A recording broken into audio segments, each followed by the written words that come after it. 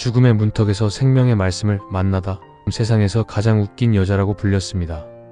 그녀의 손짓 하나에 온 국민이 배를 잡았고 일본 열도까지 그녀의 에너지에 열광했습니다.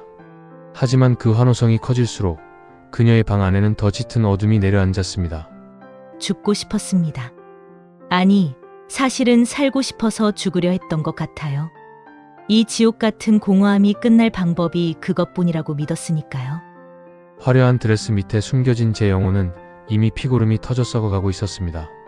오늘 갓생 바이블은 가장 낮은 곳에서 가장 위대한 소망을 발견한 사람, 죽음의 문턱에서 생명의 글자를 씹어먹으며 살아난 조혜련의 이야기를 시작합니다.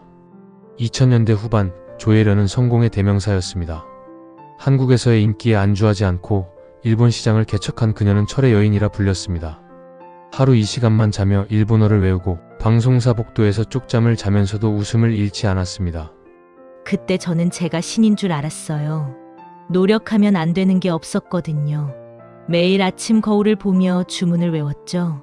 나는 강하다. 나는 할 수 있다. 남묘랭개교라는 종교의 의지에 제 안에 에너지를 쥐어짜냈습니다.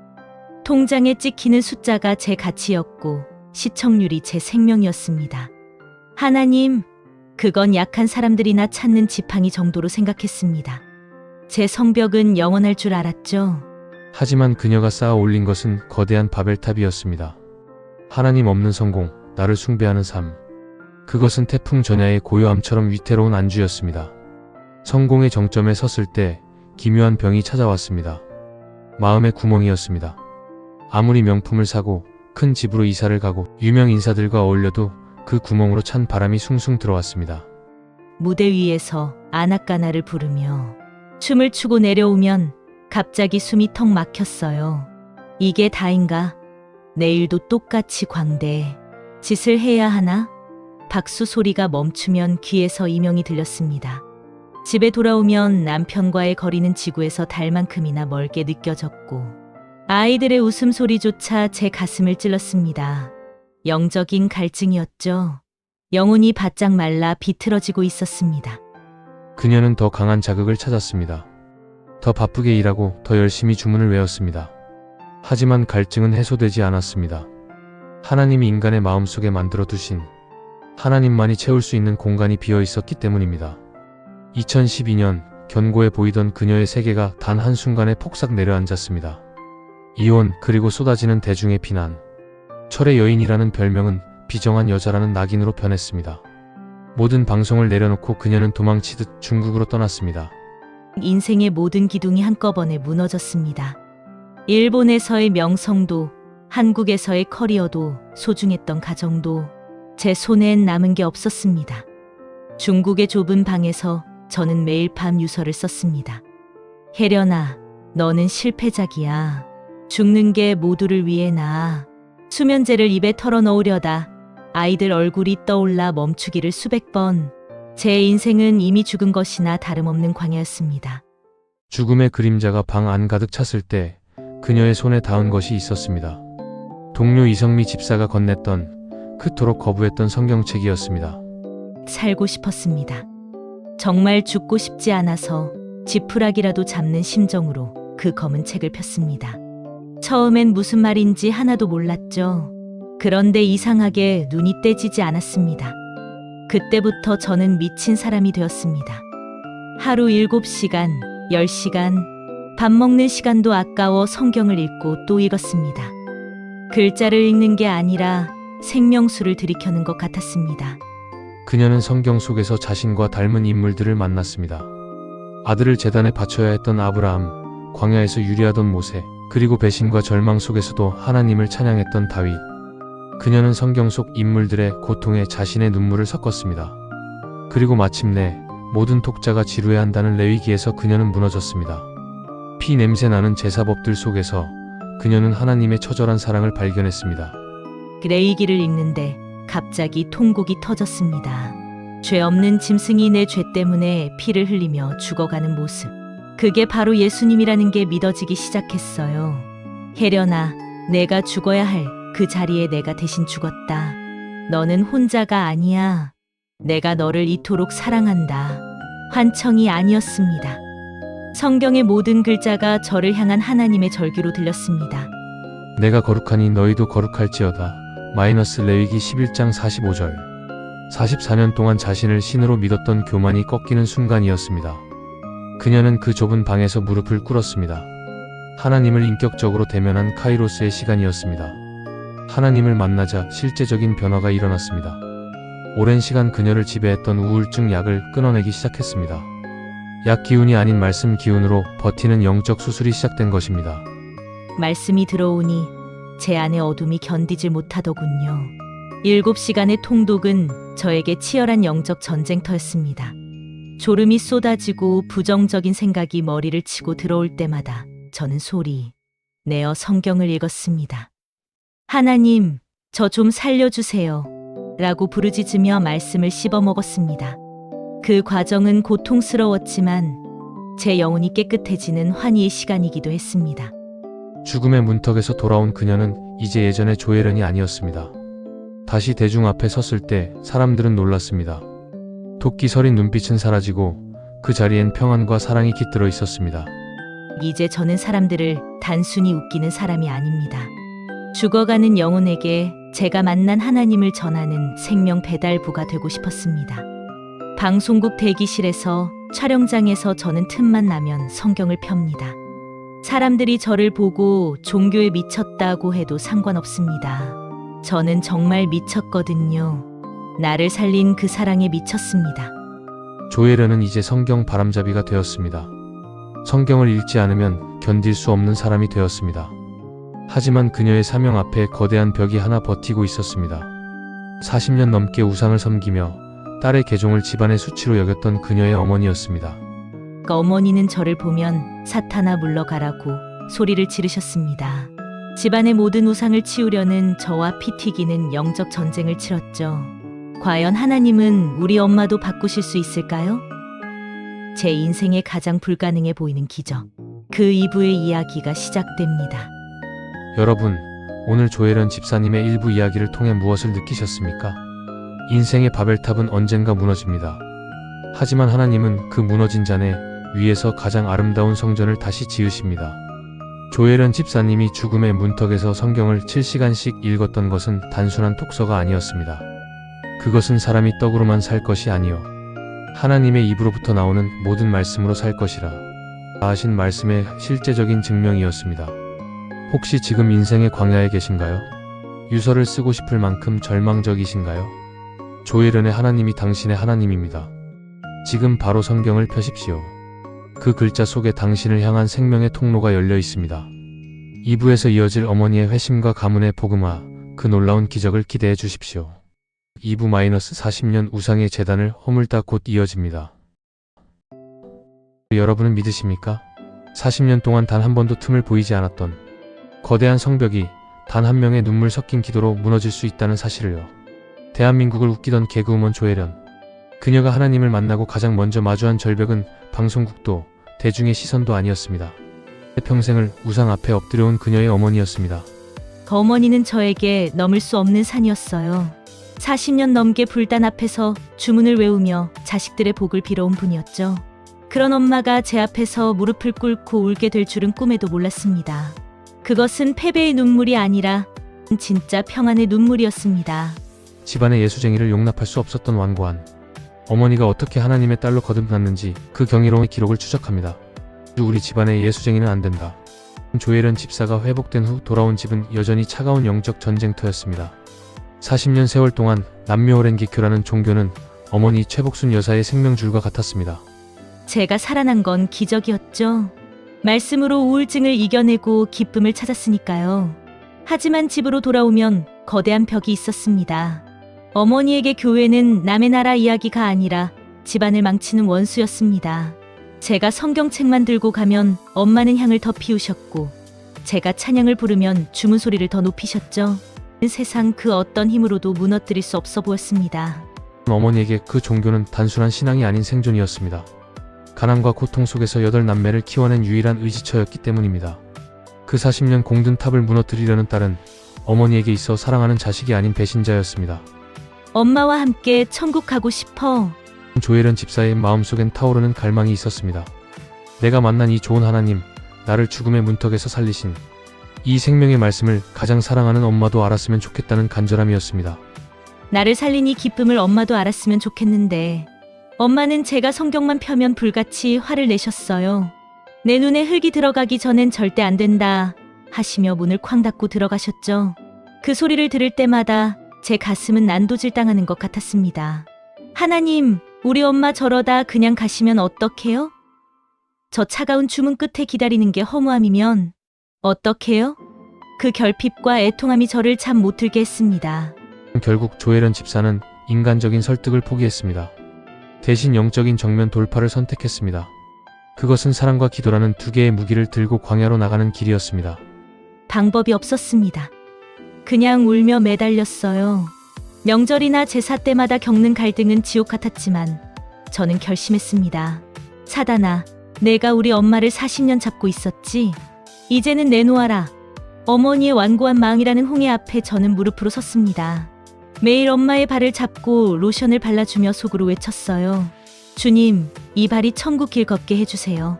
기적은 말보다 삶에서 먼저 나타났습니다. 예전 같으면 짜증을 냈을 상황에서도 허 웃으며 어머니의 손을 잡는 딸, 토끼 빠진 얼굴로 엄마.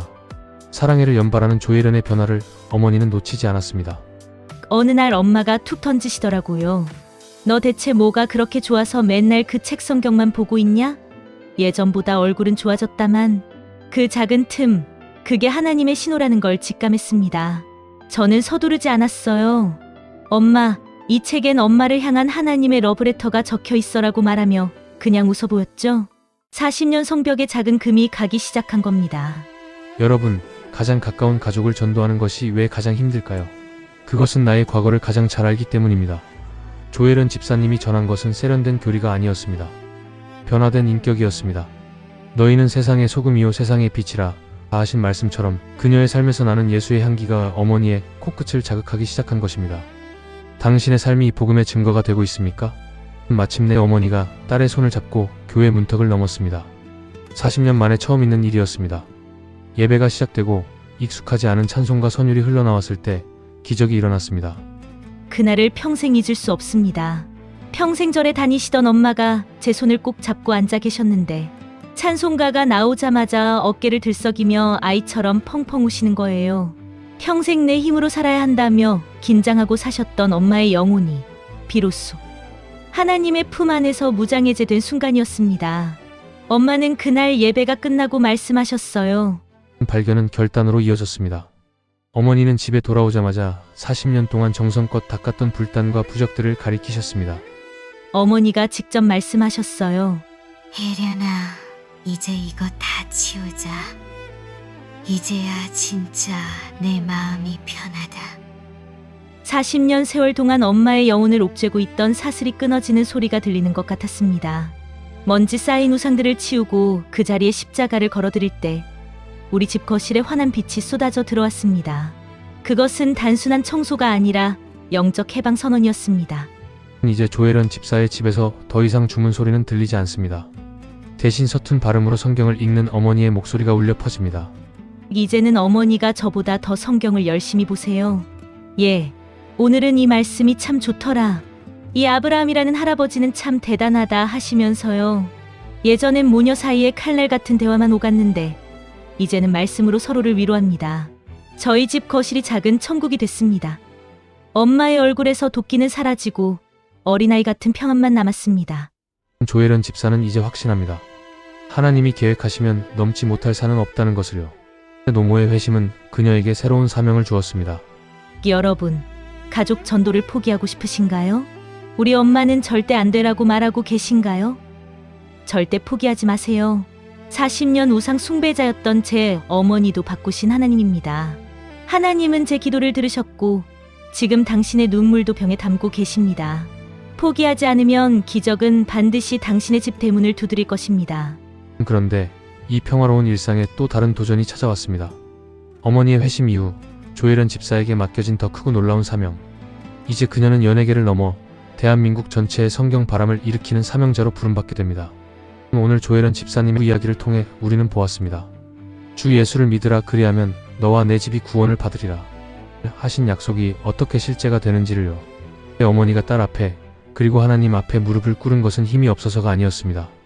진정한 사랑과 진리의 빛 앞에 자신의 어둠을 내어놓은 용기였습니다. 여러분의 가정에도 무너지지 않는 여리고성이 있습니까?